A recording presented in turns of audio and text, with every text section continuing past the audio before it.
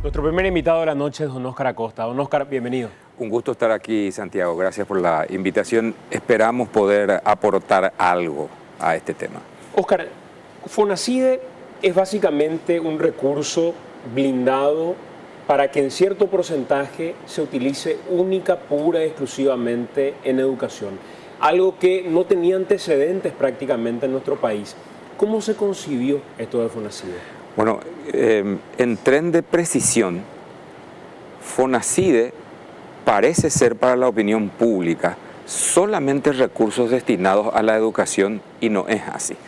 Por eso en los informes hay que hacer, dice Fondo Nacional para Inversión Pública y Desarrollo. Cuando Paraguay recibe una mayor compensación desde Brasil, 240 millones de dólares más, que se suman a 120 millones de dólares, son 360 millones de dólares. La idea inicial de quienes impulsaron este tema era que todo ese dinero, los más de 300 millones de dólares, se llevaran y se destinaran solamente para la educación. Y nada más que para la educación. Eso no fue posible. Si leemos la ley, que es importante, yo insisto en que se tiene que leer la ley. Está en internet, está en la página del Ministerio de Hacienda y determina, pero claramente, cómo quedó finalmente la distribución. La idea original era tener todo ese recurso, ¿para qué? No hay nada que no pueda tener un impacto grande si es que no tiene recursos suficientes. Diluir los 360 millones de dólares en el presupuesto público, íbamos a tener más dinero para lo mismo de siempre y ningún impacto en ninguno de los sectores. ¿Cuál se eligió? Educación. ¿Quién puede negar que necesitamos hacer una profunda transformación del tema? Esa fue la idea original. Hoy voy a ahorrar mucho de lo que podemos hablar aquí. Nos quedamos con de los 360 millones de dólares, nos quedamos con 108 millones de dólares.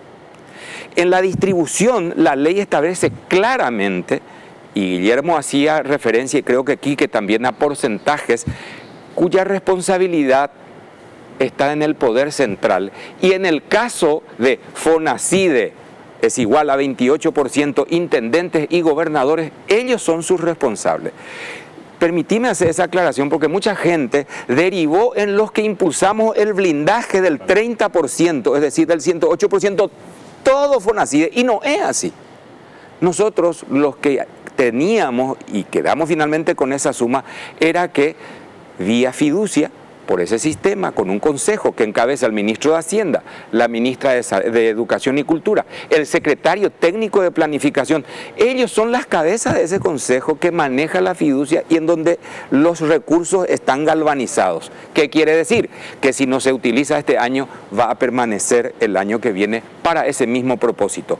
En los otros porcentajes asignados para la inversión pública y el desarrollo no, porque se maneja vía administración central y a través del presupuesto público. Esa es la diferencia importante que hay que entender. Es decir, Fonacide no es fondos para la educación de la excelencia, de educación de excelencia solamente. La diferencia es que el 30% de ese dinero sí está blindado. Y eso es lo que nosotros asumimos. Los intendentes y los gobernadores y los organismos de control tienen que ser los responsables de ese desperdicio que están haciendo. Parece que vengo a hacer...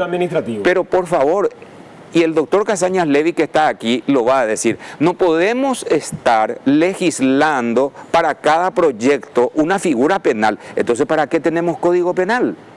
Es decir, las cosas están establecidas, lo que falta es control y aplicación de la ley. Que la justicia intervenga, que los órganos contralores lo denuncien, que la fiscalía intervenga, de eso se trata. Okay. Eso es Fonacide y te ruego disculpas porque desde hace creo que más, desde que la ley está vigente, dicen, esos son los que impulsaron. Desde antes. Pero claro que sí, nosotros impulsamos fondos para la educación de la excelencia. 30% de los 360 finalmente nos dejaron, nosotros queríamos todo, para tener un impacto grande en lo que hay que hacer en educación, transformar totalmente. Óscar, a eso quiero ir, porque hoy, primero somos un país con muy poca memoria y probablemente hoy ya miramos la criatura nomás.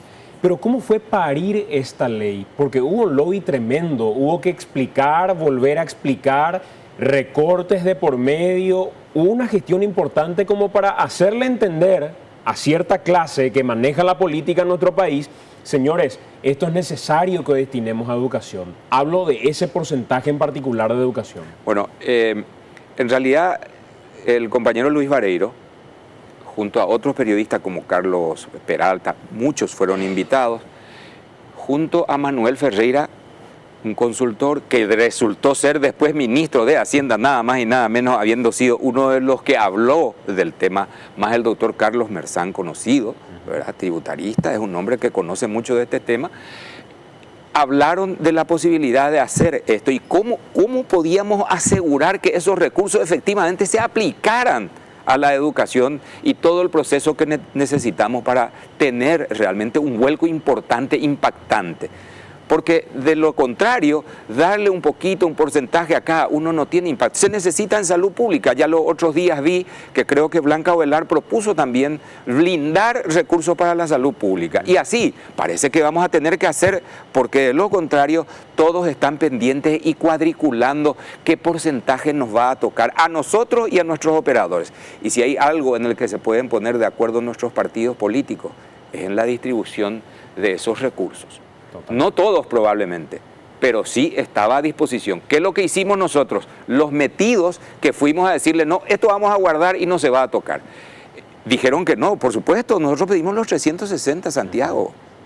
Después pedimos los 240 y así fueron, no podemos, no, porque hay que hacer esto, no, porque salud es importante y por supuesto que todo es importante. Infraestructura es importante. Este es un estado que empobrece. Si no hay infraestructura, ¿cómo te va a ir a la escuela? ¿Cómo te vas a ir al hospital? Por supuesto que entendimos nosotros, pero ¿dónde nosotros enfocamos el tema? En la educación. Por eso que insistimos, hay muchos responsables de esto. Hubo unanimidad de todos los partidos políticos. Este presidente, en su casa, se hizo la gestión con él. Hablamos, entendió y aprobó, o sea, no y apoyó. Decir que desconoce la situación. Absolutamente, porque fue, siendo el candidato, conversamos con él. Lo hablamos con el finado general Oviedo también. Lo conversamos con muchísimos políticos. Con Oviedo hablábamos creo que 5 horas y él dijo, estoy comprometido con eso, tengan el voto. Fue uno de los proyectos con mayor unanimidad y finalmente una ley sancionada y promulgada con el acuerdo de casi todo el mundo, por no decir todo el mundo. Y ahí tenemos dónde fallamos y ese es el tema que se está discutiendo, tanto que hoy incluso está en discusión la descentralización. ¿Tenemos que ser un país descentralizado? ¿Cómo se cumple? La gente quiere que vuelva al Ministerio de Educación. Sé que hay proyectos, Guillermo lo mencionó, dice, algo hay que hacer.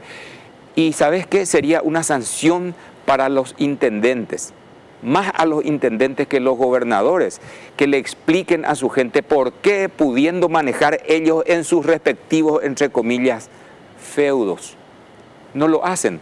Para el público, para el ciudadano de cualquier rincón, de cualquier departamento del país, es más fácil controlar el poder localmente, porque si no tiene que venir hasta Asunción a pedir cuentas. Claro. Entonces, ¿cómo es que vos tenés un intendente a quien podés ir a decirle, o a la Junta Municipal, escúchame, dicen que en nuestra municipalidad recibimos 1.200 millones de guaraníes para este año? Va ella pógina, moya aplicata, va ella yapotan, va escuela ya yapota. Va ere yapoy. Va ere yapoy. Ah, no, porque la ministerio, explica amigo, a ver, eso es lo que van a perder ellos. Ese proyecto de 28% para internet, y bueno, era libre. ¿Sabes qué se consiguió? Que el 50% sea para obras de infraestructura. No terminó allí.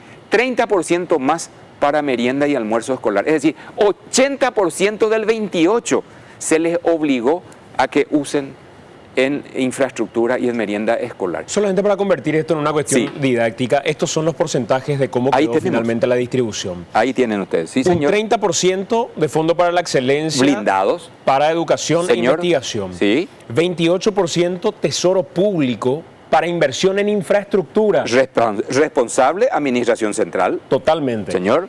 Después tenemos un 25% gobiernos departamentales y municipales. ¿Quiénes son los responsables? Intendentes y gobernadores. ¿Qué tiene que ver Fondo para la Educación con eso?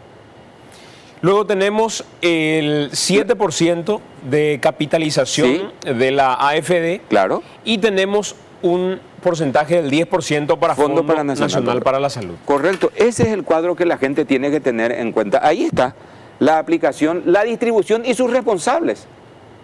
Ahora, en cuanto al tema de fondo, yo no me quiero tampoco despegar, porque finalmente es un dinero que tiene que servir para todos. Donde nosotros intervenimos es en el tema de fondos para la educación. Si hoy no queda claro, y ya no sé cómo explicar, entonces la gente dice Fonacide y nos enchufan todos a nosotros. Y, a ver, como ciudadanos tenemos que asumir también, vamos a asumir todo. ¿Quiénes son los responsables del desperdicio del 25% que marcaste? ¿Quiénes tienen que sancionar? Nosotros, la ley, la gente.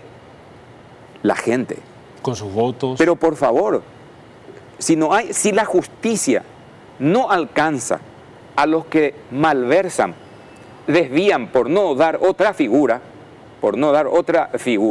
entonces que sea el soberano. Hay una justicia ahora en noviembre, se llama voto. Y la gente tiene que saber. Y no es porque no sea de tu partido, porque la gente llega a esa instancia y dice, y bandido y miles de candidatos, pero otro de otro partido, pues. Y entonces no le vota al otro, le vota al bandido que tiene. Entonces, ese es el problema que nosotros tenemos. Y esa necesidad de transformar esa estructura que tenemos, a eso es lo que estamos apuntando. Y nuestra lucha va a continuar en ese sentido. Yo creo que en mucho de lo que se critica hay en una cuota desconocimiento. Totalmente. Y en otra cuota mala intención. También existen. Porque es luego una persona pública, porque no le quiero luego a Luis Vareiro, porque Maépico Geita Carlos Peralta, porque Moópico Geita Don Óscar Acosta tal cosa. Y probablemente esa cuota de mala intención también termina perturbando a mucha gente que desconoce estos porcentajes y la manera en que se blindó. Y no solamente eso, hay algo que probablemente poco se habla, pero recuerdo perfectamente cuando, no conformes con haber conseguido la ley, fueron y le comprometieron a la Contraloría para que la Contraloría gestione, controle y castigue o eleve a Ministerio Público si es que había algún tipo de irregularidad. ¿Qué pasó con eso? Lamentablemente, mirar cómo terminó el Contralor General de la República.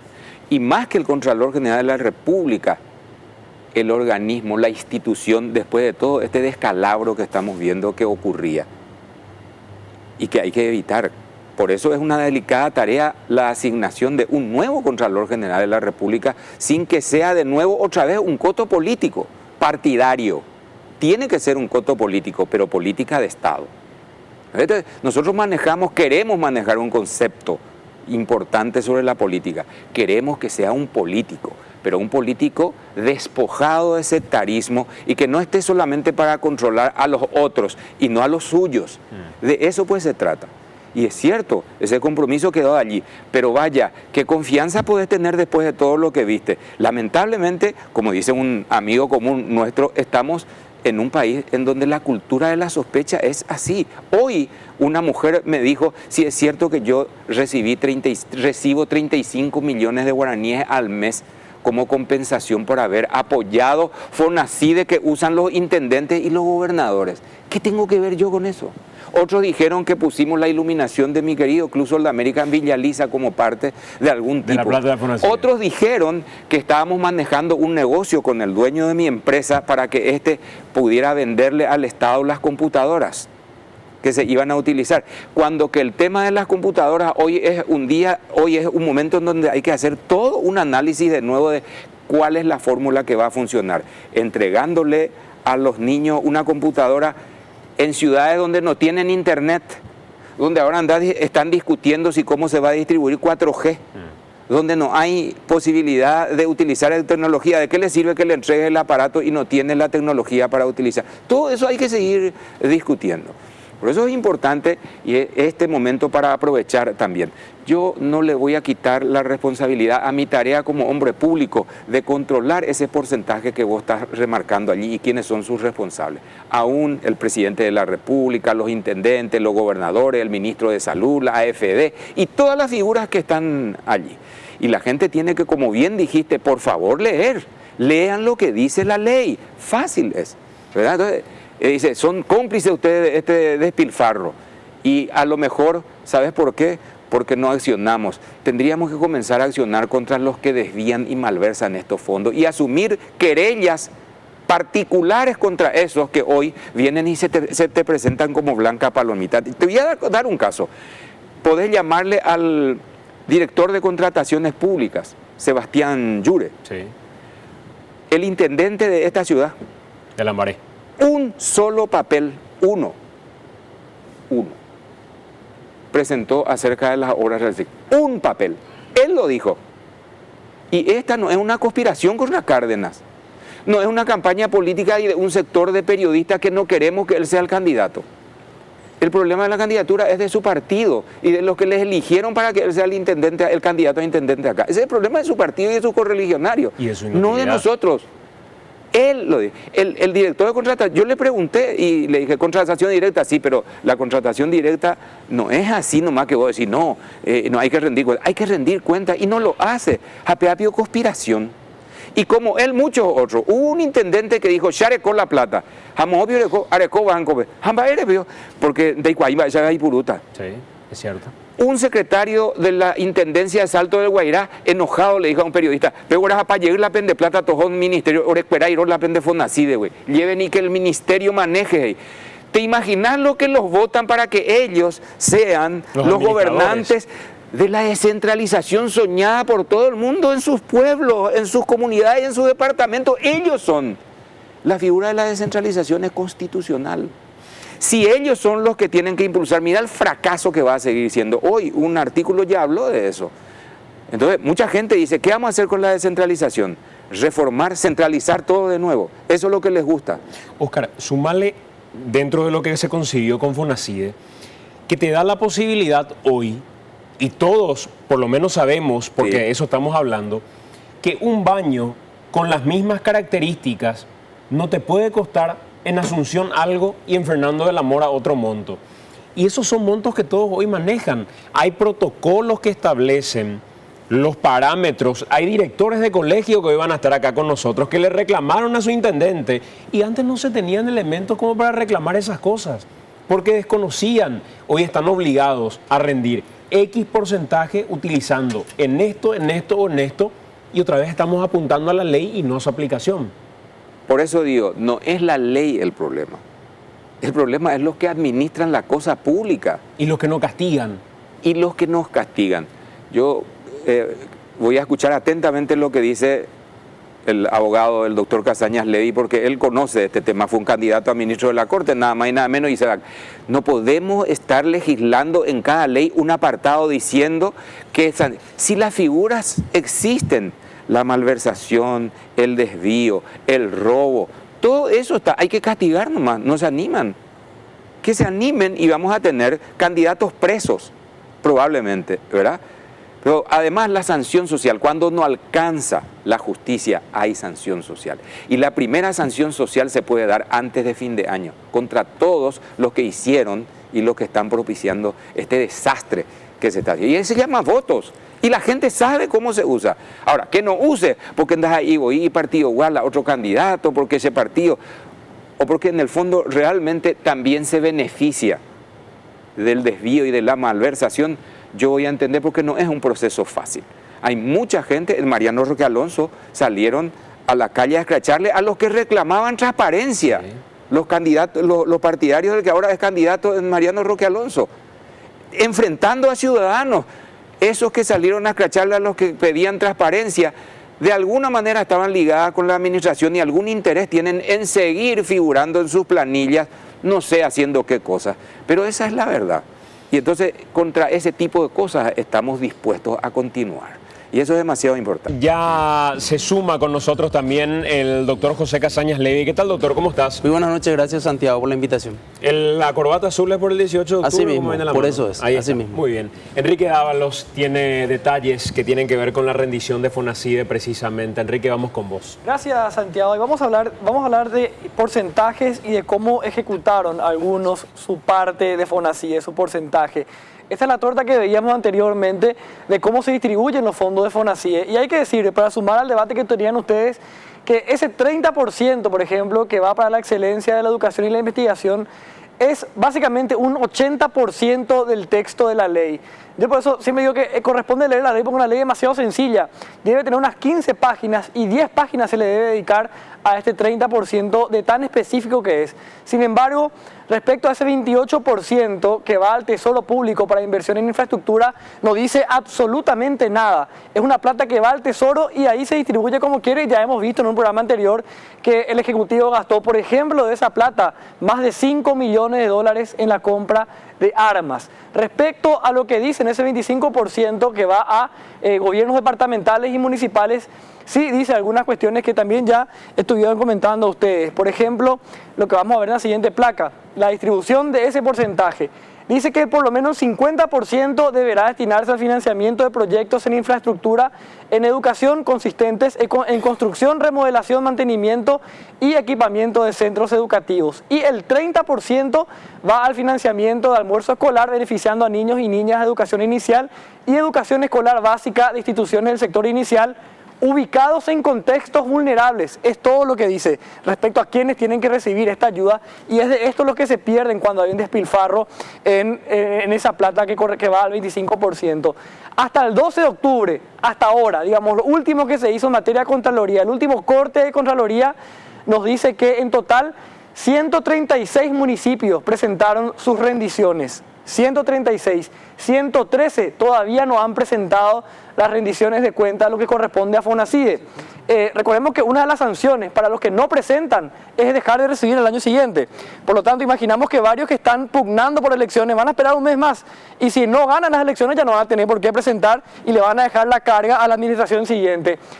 8 municipios se han presentado y sus declaraciones han sido rechazadas por la Contraloría. Ustedes veían el porcentaje de quienes han presentado y quienes no han presentado todavía sus rendiciones de cuentas. Y además, la invitación para quienes tengan cuenta de Twitter o Facebook a seguir @algoandamalpy, porque allí vamos a estar tirando departamento por departamento para que ustedes puedan ver si sus municipalidades, si sus municipios ya rindieron o no cuentas y cómo fue la rendición de cuentas de FONACIDE. Así que vamos a estar haciendo ese trabajo a través de las redes sociales durante todo el programa.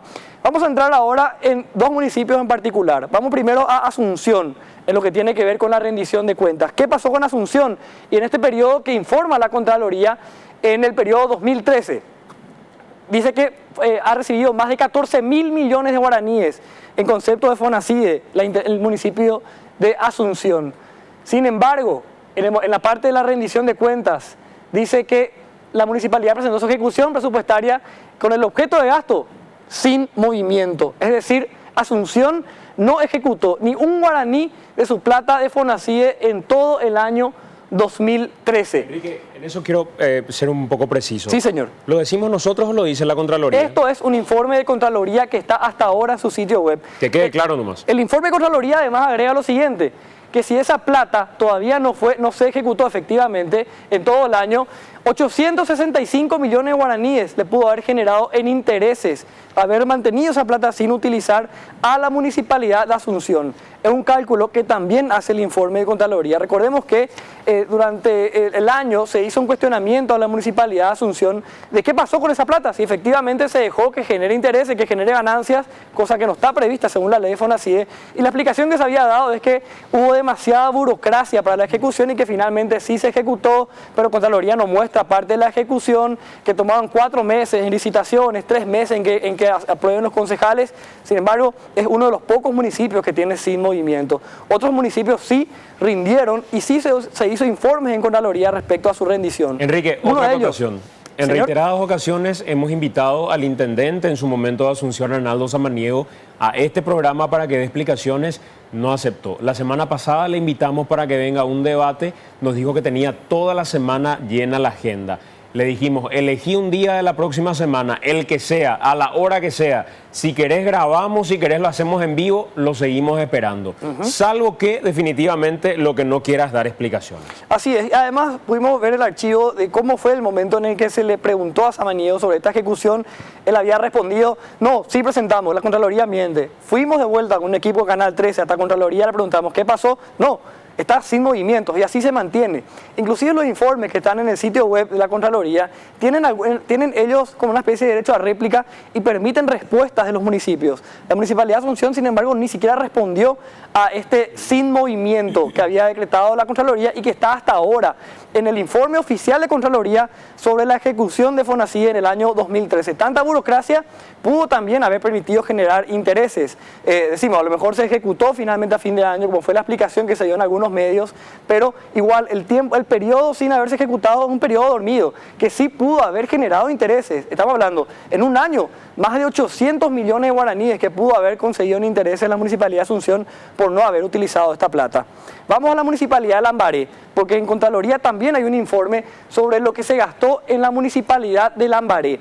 Lambaré presentó un informe respecto a algunas escuelas donde sí se hicieron algunas obras entre baños, pasillos, aulas, etc. Contraloría detectó que la Municipalidad de Lambaré ejecutaba más plata de la que en realidad gastaba en estas obras. Obras que inclusive en algún momento se menciona que estaban sobrefacturadas por la cantidad de plata que supuestamente se había gastado en ejecutar, en reparación de aulas, etcétera, etcétera. Sin embargo, aún con eso hay diferencias entre la ejecución y el monto que verdaderamente se gastó. Hicimos un recorrido escuela por escuela y fíjense, vamos primero a la escuela María del Carmen Achucarro.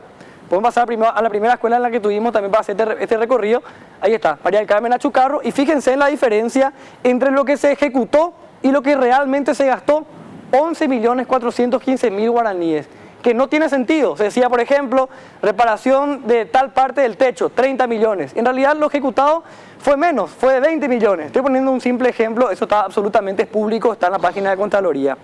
Vamos a otra escuela, la escuela Coronel Pablo Rojas, en la siguiente escuela en la que tuvimos. Allí también la diferencia es de 7 millones de guaraníes. Es decir, entre constructora, entre Municipalidad de Asunción, en algún lugar se falló la ejecución, la plata que se gastó, y sobró 7 millones de guaraníes que está desaparecido, nadie sabe dónde está esta plata. Municipalidad de Lambaré. Esto sigue siendo Lambaré. Colegio Nacional de Lambaré. ¿Se acuerdan ustedes del Colegio Nacional de Lambaré? Fue el colegio donde se dio este derrumbe hace unas semanas atrás. Allí se gastó supuestamente en trabajo de construcción de 3 aulas y un corredor, se ejecutó la suma de 267 millones de guaraníes. Sin embargo, entre lo ejecutado y lo realmente gastado hay una diferencia de 8.214.000 guaraníes aproximadamente. Estamos dando números grandes. Fíjense, sobró plata de lo que se gastó supuestamente en la escuela, en el Colegio Nacional de Lambaré, y el resultado lo vimos todos, un derrumbe en una de las 3 aulas donde se hicieron trabajos con plata de FONACIDE. Vamos a otra escuela, en la Escuela República del Salvador, allí de vuelta hubo una diferencia de 8.454.000 guaraníes entre lo ejecutado y lo realmente gastado. Vamos a otra escuela, la Escuela Andrés del Mas. Fíjense, para los que vienen a Lambaré, para los que tienen hijos allí, sepan que allí se hicieron trabajos de FONACIDE y hay una diferencia entre lo ejecutado y lo realmente gastado de 25 millones de guaraníes. Hablando de un total entre lo ejecutado y lo realmente gastado en las obras en la administración Roberto Cárdenas, tenemos un total de, fíjense, 77.070.000 guaraníes, según el informe de Contraloría con respecto a la administración de ese señor, a Roberto Cárdenas. Ahí están son las placas, lo que deja el testimonio de quién fue el hombre que estuvo a cargo de los trabajos en esta escuela. Fíjense, dejó ahí plasmada su firma Roberto Cárdenas. En total, podemos mencionar el total, 77.070.000 guaraníes es la diferencia detectada por Contraloría entre lo ejecutado y lo realmente pagado en total. Además, en la escuela Talavera Richard también estuvimos allí, fíjense, tenemos imágenes del equipo de Canal 13 que estuvo en ese lugar y hay una diferencia de 10.023.000 guaraníes. Este es el total, Santiago, entre lo ejecutado y lo realmente pagado en la administración Roberto Cárdenas, con la plata de FONACIDE en las obras realizadas en estas escuelas que estuvimos mencionando recién. Además, hay que agregar un siguiente dato, un párrafo aparte que agrega el informe de Contraloría. Dice lo siguiente, que la Contraloría cuestiona a la administración Roberto Cárdenas la no presentación de la municipalidad del cálculo estructural de las vigas metálicas utilizadas en alguna de estas obras. Por lo tanto, la Contraloría concluye lo siguiente, que no se puede confirmar la seguridad estructural de las vigas que son realizadas en algunas de las instituciones educativas. Esta fue la observación final del informe de Contraloría y nos llamó la atención porque se menciona justamente eso, las vigas, haciendo nada más, recordando lo que había pasado, una de las consecuencias, ya el derrumbe de una de las aulas del Colegio Nacional de Lambaré, Santiago. Excelente informe, Enrique, muchas gracias. Un par de cositas nada más.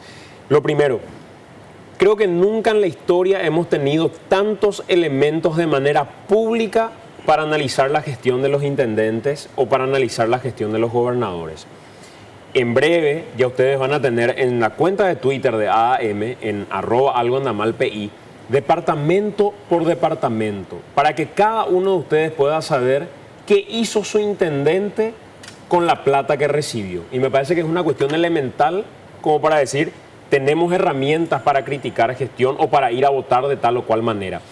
Pero a lo que quiero ir, con todos estos elementos, y hagámoslo incluso desde la didáctica de un profesor universitario, ¿hay forma de procesar a intendentes? ¿Hay forma de encarcelar intendentes? ¿O hay que incluir algo dentro de la ley de nuevo para que se tenga la posibilidad de hacerlo? Bueno, en el caso Fonacide, la ley 4758 es suficientemente clara, como ya lo dijo Oscar antes. Están de 26 artículos que tiene la ley, 9 se refieren a mecanismos de control. Es decir, control no falta realmente y la ley es suficientemente clara. Hay una resolución que aprueba el reglamento interno del Consejo de Administración del Fondo Fiduciario. Hay informes de este Consejo de Administración y acá hay un detalle muy importante. El artículo 14 de la ley establece quiénes son los que integran el Consejo de Administración. Nosotros estamos viendo solamente la viga que se cayó o la pared que no se hizo bien, pero acá hay personas que son todos ministros, salvo el secretario ejecutivo y el presidente del CONACYT, que integran el Consejo de Administración. Y este Consejo de Administración, por el artículo 16, tiene a su cargo solamente aprobar en los casos que el comité técnico le autorice los programas. Y en su reglamento interno, el Consejo de Administración también dice cuáles son sus funciones y lo más grave es que buscando en la página de la Secretaría Técnica uno encuentra, por ejemplo, el 30 de diciembre de 2014, una resolución número 11 que aprueba los informes de evaluación, seguimiento y control cualitativo y cuantitativo de los programas y proyectos ejecutados en ejecución correspondiente a los meses de enero a junio de 2014. O sea, hay gente que dijo esto está bien. Claro, es decir, para el Consejo de Administración que tiene este informe, todo está perfecto. Entonces, acá la cuestión, yo creo que estamos ante uno de los casos de corrupción más grandes de los últimos 30, 20 años, porque acá hay demasiada gente responsable por los controles, que no hizo el seguimiento que tenía que hacer. Por eso firma la aprobación y por eso el comité técnico, a pesar de que recibe informes de Contraloría, no dice nada. Esos informes que dijo Enrique efectivamente están en la página. Entonces, ¿por qué hasta ahora nosotros nos quedamos solamente en el detalle de la factura del constructor fulano si hay toda una estructura creada en la ley para los sistemas de control? ¿Por qué es que la Fiscalía todavía no avanza sobre una cuestión mucho más compleja que lo que nosotros estamos viendo? Es una pregunta bastante, yo me la hice revisando todos estos temas y me parece que acá hay demasiada gente que tiene que rendir cuentas. No es tan simple como solamente la factura del constructor. El primer responsable, digamos, es efectivamente el intendente de tal o cual localidad que haya construido una escuela en estas condiciones, que lo haya hecho de manera directa, por contratación directa, digo, sin ningún tipo de proceso. Sí, por supuesto, él es uno, porque él es el que dispone de ese dinero. Exactamente, pero antes de él hay una cantidad de gente. Hay comité técnico, en su propia municipalidad hay, el Ministerio de Educación tiene comité de análisis. Su junta municipal. Claro, su junta municipal tiene. Por eso digo, acá hay muchísima gente involucrada en este tema y yo creo que acá la cuestión es sospechar de esta gente. No darle el beneficio de la duda. Si estamos viendo la evidencia de techos que se caen, criaturas que terminan con fractura expuesta por un portón de 30 kilos que se le cae encima. Acá estamos hablando de riesgo de personas que es muy grave, me parece, ¿verdad? Cuando hace rato decía don Oscar Acosta que probablemente el siguiente paso tenga que llegar a algún tipo de querella inclusive, que sea impulsada, luego de conversar con los actores de todo esto. ¿Cuáles son las figuras penales que pueden ser aplicadas a una situación como esta? Hay muchas. Esa es la otra parte que a mí me llama la atención, ¿verdad? Acá tenemos tanto en el Código Penal como en leyes especiales como son la de enriquecimiento ilegítimo, donde se habla específicamente de administración en provecho propio, que es un crimen utilizar dinero público para provecho propio o de terceros o de parientes. Hay lesión de confianza, eventualmente hay estafa.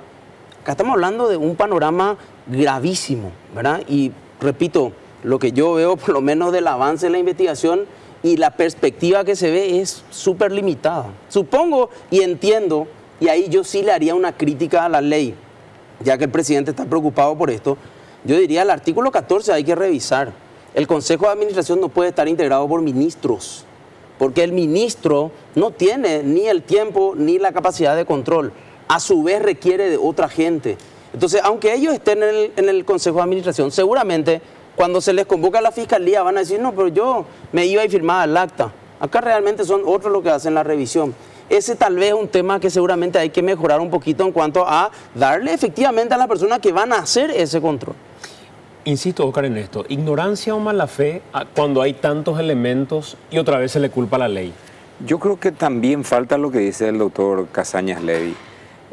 Más que una decisión desde la opinión pública forzar, porque haciendo analogía, en el caso del rector que ahora está, ¿por qué se quedan solamente las figuras que están allí por la imputación? Por ejemplo, allí hay claramente también otra figura que puede inclusive hacer que ya no haya excarcelación, desde luego, porque amplía. En caso de crímenes no se puede. Por ejemplo, sí. ¿Verdad? ¿Por qué no se hace? Son funcionarios públicos. Bueno, entonces, por eso, y en el caso que está citando claramente el doctor Casañas Levy también, ¿qué es lo que hace falta? Por eso yo lo único que atino a hablar es de la sanción social, porque no podemos estar en cada artículo de cada ley que se vaya aprobando poniéndole algo, incluyendo una cláusula que indique específicamente qué pena hay que darle a quienes incumplen lo que ahí se dice. Entonces, ¿para qué estamos teniendo...? Además no se puede legislar así, ¿verdad? Por eso está el Código Penal, por eso está la ley de enriquecimiento indebido, no se puede en cada ley volver a poner eso, ¿verdad? Están. Claro. Lo que pasa es que no lo hacen. Entonces, ese es el problema. Acá la responsabilidad y la lesión de confianza es categórica, y la ley de enriquecimiento también en administración en provecho propio. Las responsabilidades están clarísimas en la ley. Acá están los organismos de control y están los miembros de esos organismos de control. El ministro de Hacienda, el ministro de Educación, el ministro de Salud, el secretario de la Secretaría Técnica, los miembros del comité, los que integran los comités de evaluación en las municipalidades, en las juntas municipales, en las gobernaciones. Eso tienen que venir a la Fiscalía a dar explicación del por qué finalmente el intendente de su zona o el gobernador firma ese contrato, que es un absurdo, con esos números que estaba diciendo Enrique. ¿Qué sensación te queda, doctor, cuando, y no solo en este caso, cuando te das cuenta que el Ministerio Público, que la Fiscalía en general, teniendo herramientas como para impulsar procesos, se enfocan en cuestiones hasta chiquititas en el marco de una investigación? ¿Es la sobrecarga que tienen? ¿Es el nivel de preparación que tengan los fiscales? ¿Por dónde pasa? Yo creo, Santiago, que esta es una percepción mía, ¿verdad? Yo creo que el sector político ha incidido tanto en la designación y en los organismos como el Poder Judicial y el Ministerio Público, que cada vez que se presenta un caso como este, donde aparecen actores políticos, todos son actores políticos con votos, intendentes, gobernadores, ministros, etc. No, los ministros no tienen votos, pero son actores políticos. Obviamente que el que está puesto ahí de alguna manera, por alguna influencia política, va a parar la pelota, va a poner punto muerto y va a evaluar qué es lo que tiene que hacer. Esa es una realidad que nosotros vivimos todos los días en la justicia paraguaya, ¿verdad? Y lastimosamente no hubo todavía ningún cambio al respecto, ni hay posibilidad en este momento. Pero ¿verdad? fíjense ustedes que hoy y en estos días se está haciendo noticia de la posibilidad de que 2 ministros de la Corte, que actualmente están, pero que tendrían que irse antes de fin de año, están dependiendo de la gestión de 1 o 2 senadores que por eso quieren arreglar, entre comillas, cuestiones internas en sus partidos y con el presidente de la República. ¿Para qué? Para impulsar que se vayan quedando en contra de lo que se había establecido cuando los nombraron a ellos. Lo que dice el doctor Casañas Levy es esa dependencia. Eso existe. Y entonces es lamentable que así sea, y la gente tiene que entender también eso. Así se juega este partido, sí, lamentablemente. Sí. Óscar, ¿cuál es el plan, si hubiera alguno, que tienen aquellas personas que en su momento pelearon por este proyecto? El caso tuyo, de Luis, el caso Hay mucha gente. De Carlos Peralta, Merzán, de mucha gente que está involucrada, chicos de Manuel JQM, Ferreira, por ejemplo. Puedo citar, yo no quiero citar nombres porque hay muchísima gente. Están los jóvenes de juventud que se mueve, docentes, intelectuales, todos dieron su apoyo y están pendientes. Lo que pasa es que no pasa, perdón la redundancia, por nosotros hacer el control para la ejecución. El doctor Casañas Levy apunta a algunas debilidades de la ley y vulnerabilidades, diría yo. Yo también puedo hacer observaciones, por ejemplo, al tema de el consejo que administra la figura fiduciaria. Sí, sí. Y es que hay que hacerlo, porque lo que buscamos es perfeccionar el sistema y el mecanismo para el fin que buscamos. ¿Y qué es? Que realmente tengamos proyectos que puedan ser desarrollados, que se puedan gestionar. Nuestro grave problema, la ministra Lafuente dijo en la semana anterior que tiene la aprobación recién desde julio, dijo. Y cuando se le preguntó si ya comenzaron a aplicar los proyectos aprobados por el comité, dijo que no. Y cuando se le dijo ¿y por qué? Y dijo, hay mucha burocracia. ¿Cuál? Claro. Capacidad de gestión. Tenemos gente preparada. Hay un comité técnico en el Ministerio de Educación y Cultura que sé que integran gente con mucha jerarquía. Sí. Y podemos tener algunos conocidos incluso allí. ¿Por qué no arrancan? ¿Qué va a pasar el año que viene? Entonces, no es cuestión de quedarse y decir, ya hicimos y aquí nos vamos a quedar, que se arreglen los demás. Hay que seguir mirando, hay que seguir corrigiendo, hay que darle dinámica con seguridad, no tenga la menor duda.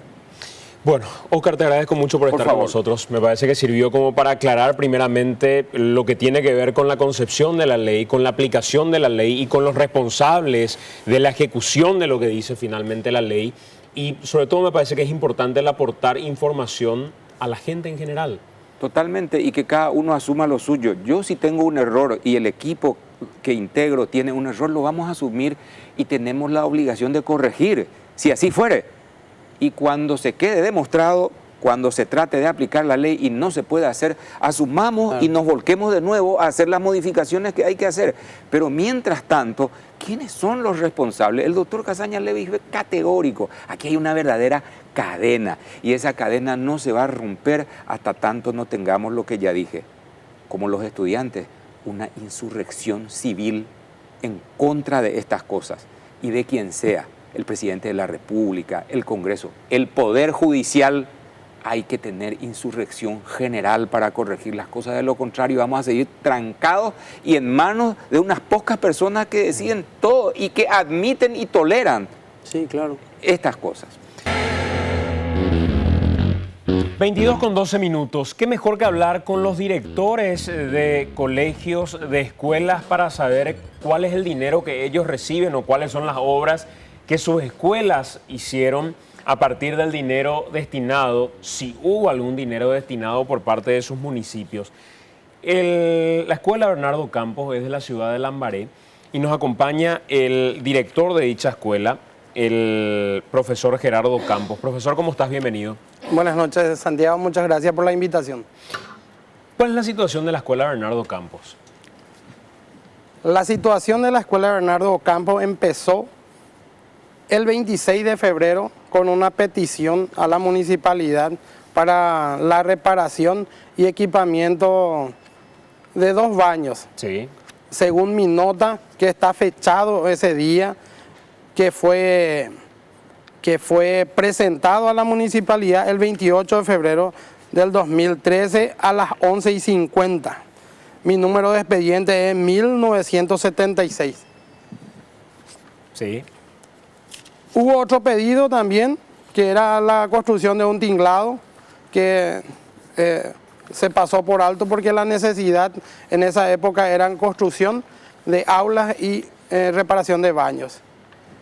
Bueno, nosotros fuimos adjudicados en fecha 26 de junio, fuimos nosotros convocados por el abogado Fernando Salcedo, comunicándonos, ¿verdad?, que la escuela había sido beneficiada por los fondos FONACIDE, ¿verdad? Sí. Con un presupuesto de 57 millones justamente para la terminación del baño que estaba ya semi-terminado. Cuando yo gané el concurso en la institución, ese baño ya estaba así, en esas condiciones. Sí. Nosotros fuimos convocados, según mi nota, el 26 de junio. En esa fecha, en ese mismo instante, yo había objetado un poco el presupuesto porque nosotros teníamos de la Comunidad Europea, teníamos un desembolso de 100 millones de guaraníes que estaba terminando en la institución. Sí. Y era de 100 millones para hacer, prácticamente se destechó la escuela, un pabellón. Y por completo. Por completo, se cambiaron todas las instalaciones eléctricas, totalmente nuevo, 100 millones. Y me llamó la atención a mí que para un baño, un presupuesto de 57 millones, no sé, me llamó No tenía sentido. No, realmente, eso fue lo primero que me llamó la atención. ¿Y cómo era el baño? Y el baño está casi terminado. Tiene pared, tiene techo que se tiene que arreglar, tiene un pozo ciego ya hecho. Nosotros queríamos potenciar justamente al nivel inicial y eran los baños justamente para ese nivel. ¿De cuántos hablamos? ¿Cuántas personas podían ingresar al baño eventualmente? ¿Era un baño grande, un baño chico? No, es un baño exclusivamente para el nivel inicial, que son chiquitos.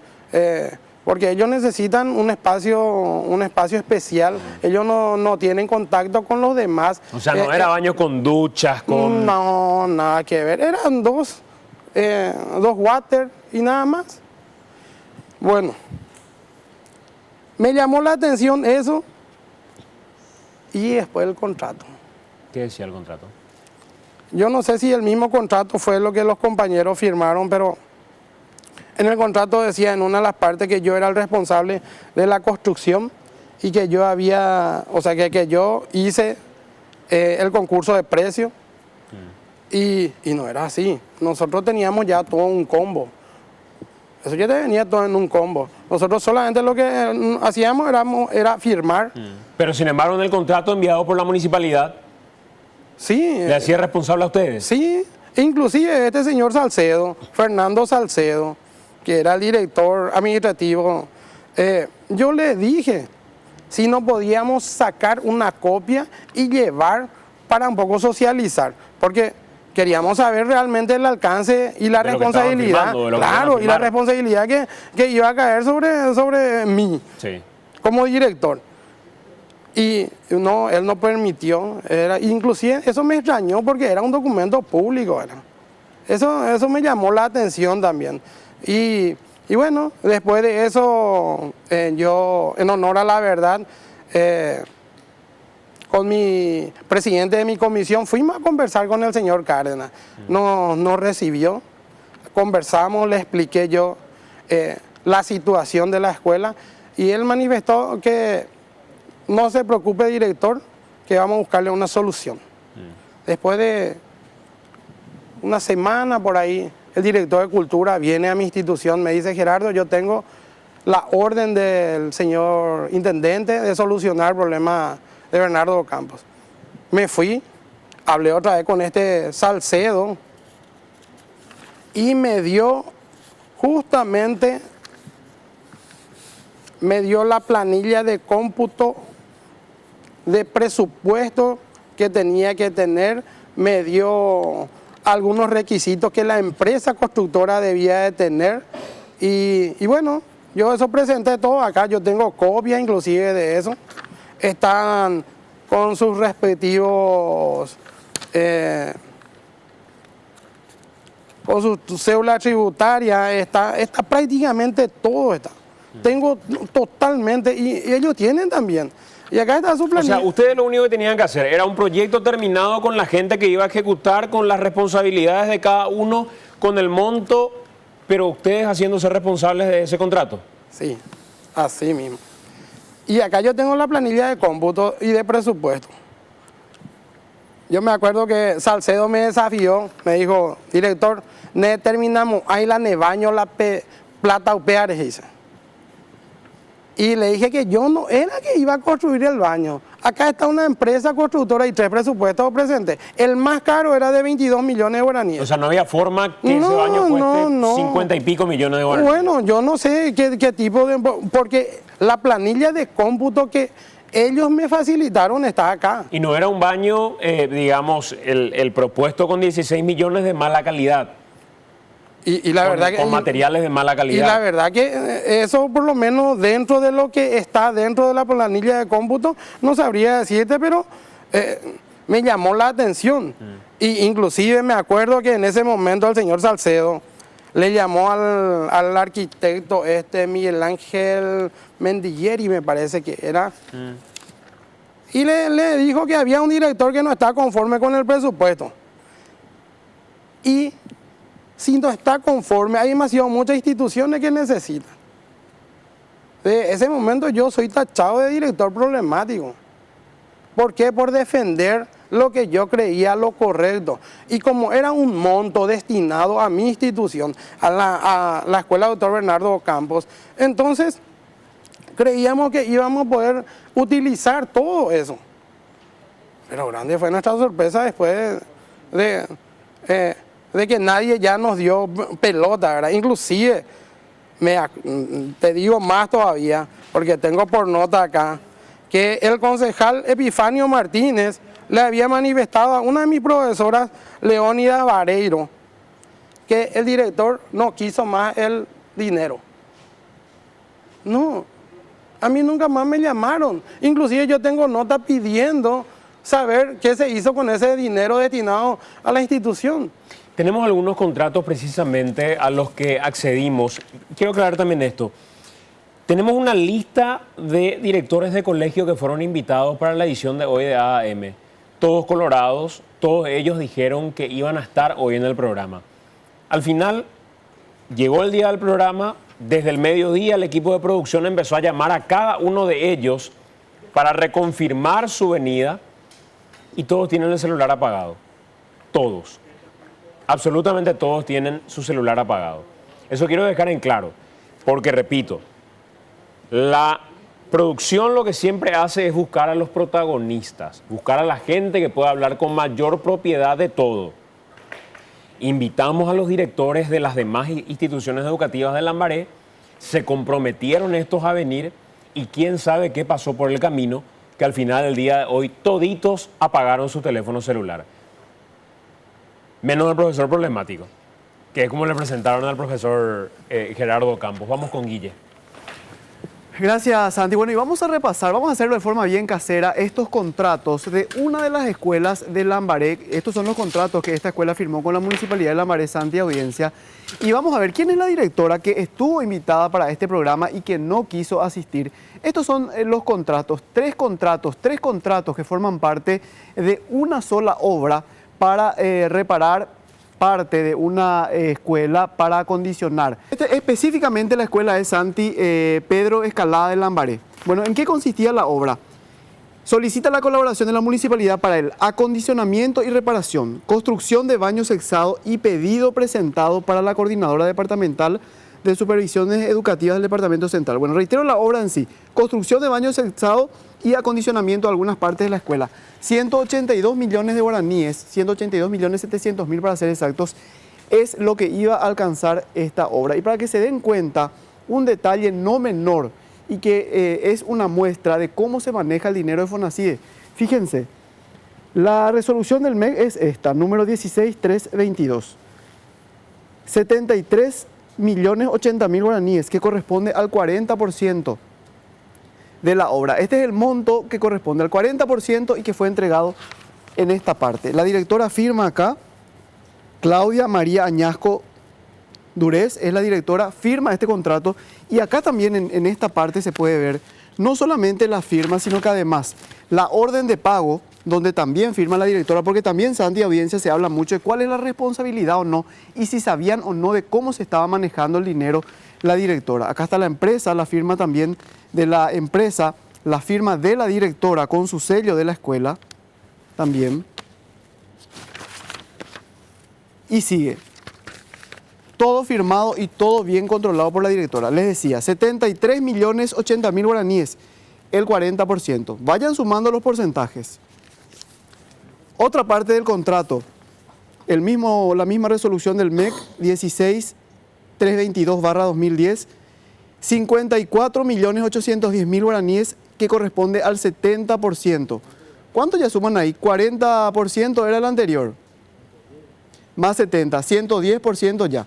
Magia estaban haciendo ya con este contrato para esta obra porque ya tenemos más de 110%. Y como si eso fuera poco, una tercera parte de el mismo monto, 54.810.000, 30% del contrato.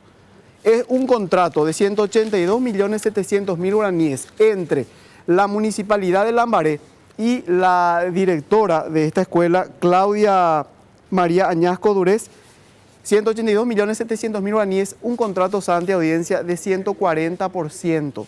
Todo firmado, todos los documentos, y estamos hablando de documentos, no estamos hablando solamente sin datos precisos. Ahí están viendo ustedes la firma de la directora, acá está, Claudia María Añasco. Acá pueden ver, disculpen que meta el dedo, del intendente municipal Roberto Cárdenas Ramírez, ambos firmantes de este 40%, acá pueden ver el otro documento, las mismas firmas, intendente municipal Roberto Cárdenas Ramírez, profesora Claudia María Añasco Durez, la directora de la escuela básica Juan Pedro Escalada. Este corresponde ya, era 40%, acá tienen el 70%, 110% ya, y en la tercera parte del contrato también los mismos firmantes. La directora Claudia María Añasco Durez y el intendente Roberto Cárdenas Ramírez, un contrato, 182.700.000 guaraníes, 140%, Santi. Bueno, gracias, Guillermo, muy amable. Quiero darle los nombres de las personas que fueron invitadas, pero quiero los nombres de las personas en realidad, porque tengo acá las escuelas, los directores de las escuelas. Coronel Pablo Rojas, Talavera Richard, Escuela Santa Lucía, Doctor Facundo Ifrán, Cerro Corá, República del Salvador, San Miguel, Juan Pedro Escalada, Colegio Nacional Eusebio Florentín. Todos los directores fueron invitados y todos tienen el teléfono apagado en este momento. Karina Díaz y Claudia Añasco. Hasta hoy pudimos hablar con ellos. Con ellas sí tuvimos comunicación a full. Por estrategia de esos abogados. Por estrategia de sus abogados no van a venir. Ah, bueno, está bien. Esta semana serían llamadas indagatorias. Bueno, está bien. Esta semana es la misma estrategia de Cárdenas, hay que decirlo. Por estrategia de sus abogados no hablan, no dicen nada, no responde. Director, gracias por acompañarnos. Cuando gusten. Queríamos tener de primera mano por lo menos la postura de un director que sí supo decir en su momento: yo no voy a aceptar firmar este contrato porque me parece que es una cuestión irregular. Así que felicidades por esa iniciativa también. Bueno. Vamos a hacer la pausa y a la vuelta de la pausa vamos a hablar del tema Alberdi. Es importante que sepan qué estaba haciendo Cárdenas en su municipio. Es importante que esto quede y que toda la ciudadanía lambareña sepa y no diga después: yo no sabía lo que estaba haciendo mi intendente. Esto estaba haciendo su intendente durante todo el tiempo de su gestión. Si lo votan, a pesar de eso, es una decisión estrictamente de ustedes. Los lambareños saben qué es lo que hacen o se hacen cargo también de sus decisiones. Santiago, algo. Señor. Para terminar, porque dijiste hace rato directores colorados. Yo soy también colorado. Soy colorado y queremos algo mejor para nuestra ciudad. No porque sea mi correligionario, yo voy a solaparle a nadie. Consideramos nosotros de que lastimosamente mis colegas hoy no quisieron utilizar o así como manifestaron, ¿verdad? Por una cuestión de de estrategia, pero era una muy buena oportunidad para comentar y decir un poco la verdadera historia, porque acá hay algo que van a tener mucha coincidencia con respecto a los contratos en forma general. Gracias, director. Muy amable. Hacemos la pausa, venimos en 2 minutos.